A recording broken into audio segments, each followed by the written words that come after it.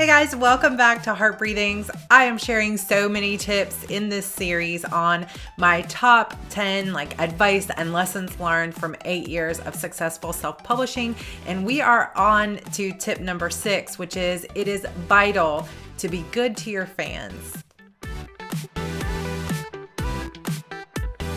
So you would hope this one goes without saying, because the truth is none of us would be successful or making money or having a living or a career as writers if it was not for our fans and for the people who were interested enough in taking a chance on our series or continuing on from book to book and supporting us in that way. We wouldn't be here if it weren't for those people. And yet it seems so often, way too often in fact, that authors tend to think more about themselves and what they need than about their fans and what their fans want or need in order to be fulfilled. Now, this is not meaning, I'm not saying that this should be confused with we have to do everything that our fans want us to do, because let's face it, the more you get into this career, the more that you will find that, fans fall in love with side characters and they say, oh, please write this character, or please write a spinoff of this, or please keep writing this one series and never write anything else or whatever. And that would really stifle our creativity. And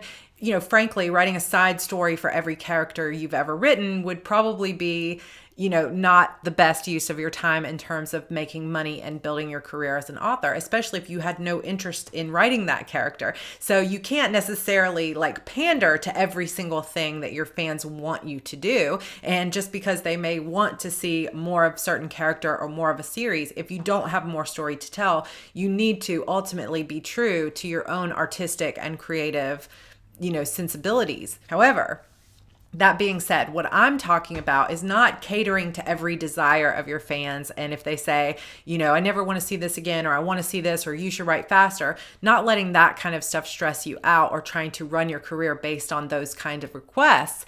But what I'm talking about is being respectful of your fans, connecting with them, letting them know that you care about them by not, frankly, treating them poorly. So here's one example of that. For a while, a tactic that was going around, and I think I've still seen people using this, though I just can't imagine why, is people would launch a book at full price. So say $3 or $4.99, let's say $4.99. You launch that book, you send it out to your loyal fans, your newsletter, everywhere else. So all of your most loyal fans pick up the book right away for $4.99, which is full price. And you use those fans, that wave of fans, to get yourself up to a certain ranking on Amazon or whatever vendors you're looking at.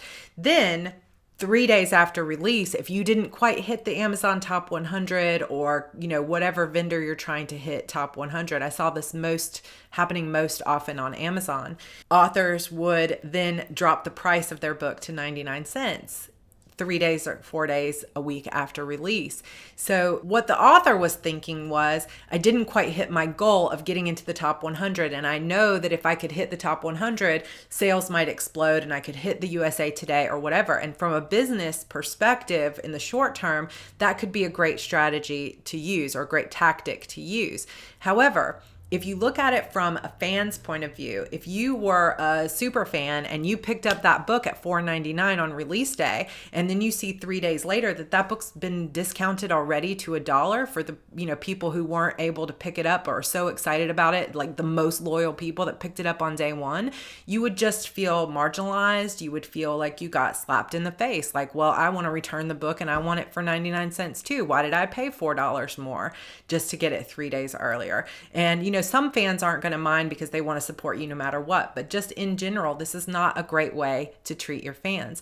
Never responding to emails. Now, there's, depending on how popular you are, if you're getting one email every couple of weeks, it's fine. You can probably respond to those emails in a polite and, genuine manner.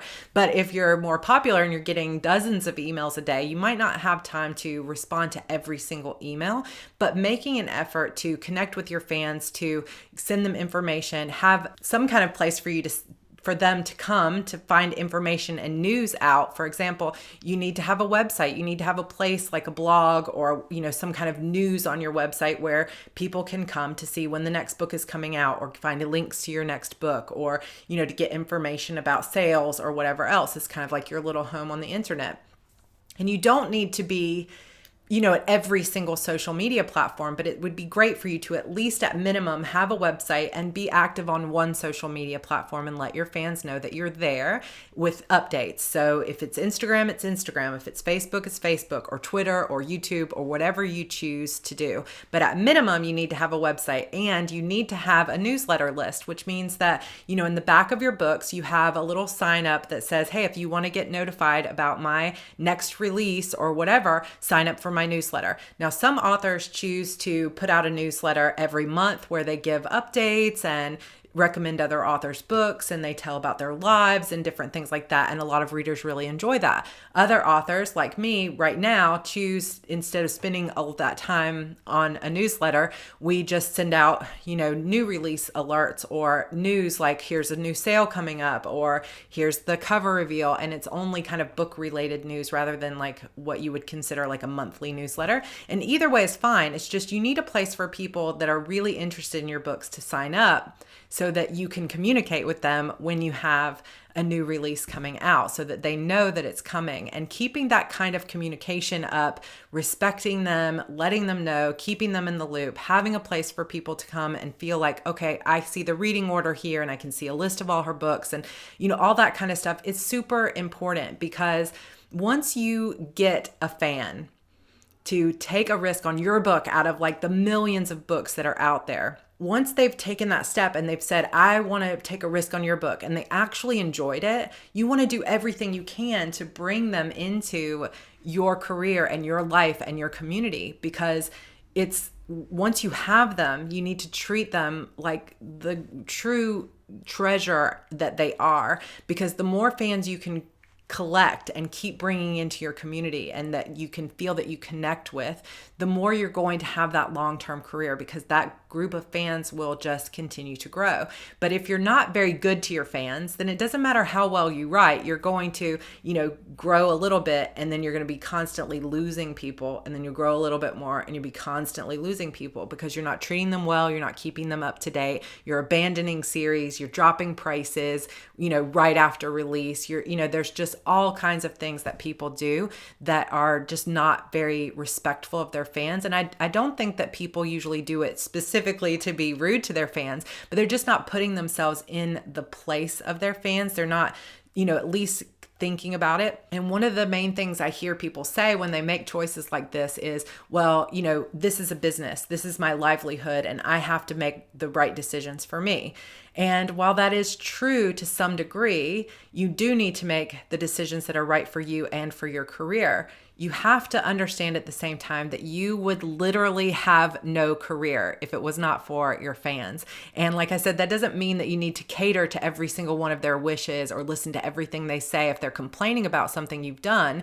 But it does mean that you need to show those fans respect. You need to be grateful for them, and you need to make sure that every time you make a decision that is going to affect your fans, you've taken their feelings into consideration.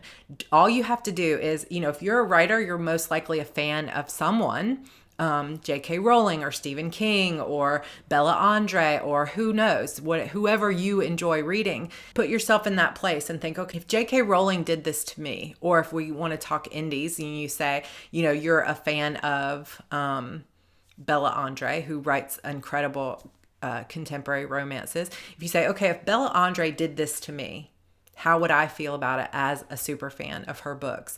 And if you think, oh my gosh, I would be so excited about that, then it's something, you should definitely consider doing. But if you really try to put yourself in that fan position and you think, gosh, if I bought the book for $5 and 3 days later, she dropped the price to 99 cents and never told us that there was going to be that sale on a new release, I would probably be pretty upset the first time it happened. And then if it happened again, I would probably stop buying her books until they went on sale. So put yourself in that. And I'm definitely not saying Bella Andre ever did this. I'm just was using her as an example of someone you might be a fan of. But put yourself in that fan position and see how it would make you feel. And if it makes you kind of, look at that person and think, I don't think they're respecting me, or it makes you feel kind of squeamy, or like that's just not a great way to treat your fans. Just any business, if any business treated you like that, how would you feel? And you need to run your business that way, because your fans are your customers. And there is really no excuse for treating them poorly. And sometimes your fans will treat you poorly. I mean, I have gotten angry emails when a book didn't come out when someone wanted it to, or for writing a cliffhanger or whatever. And that's just part of it. But I get far more kind, beautiful, truly supportive messages from my fans than I ever do critical messages. And, the truth is that I truly love my fans. I am truly grateful for my fans. And so I am building a community with them, and we have kind of a little family of people in my Sarra Cannon community. And that is super, super important to me. And so I just want to stress how important it is, like critically important it is, to consider your fans' feelings in every choice you make. And yes, sometimes you're going to have to choose your own business over, what your fans may want. Like maybe you can't write that spinoff series, or maybe you do need to switch genres, even though your fans won't be happy about it, because that's what you need.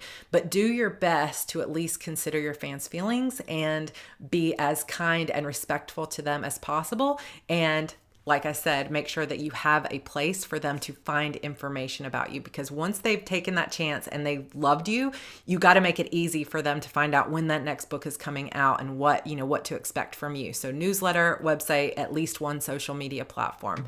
And that's all I have for you guys today. I sincerely hope you enjoyed this video. And if you did, and if you're enjoying these series of tips, I hope that you'll subscribe to this channel, hit the notification bell so that you will get notified next time a new video comes up from me. And if you are interested in the first 5 tips in this series, they are linked down below. I've got 2 more tips for you coming up in the next few days. So be sure to hit the notification bell, and you will get a notification as soon as those videos go live. All right, guys, that is it for today. I sincerely hope you'll leave a comment down below and hit that like button if you enjoyed this video, and I will see you in my next one. Bye.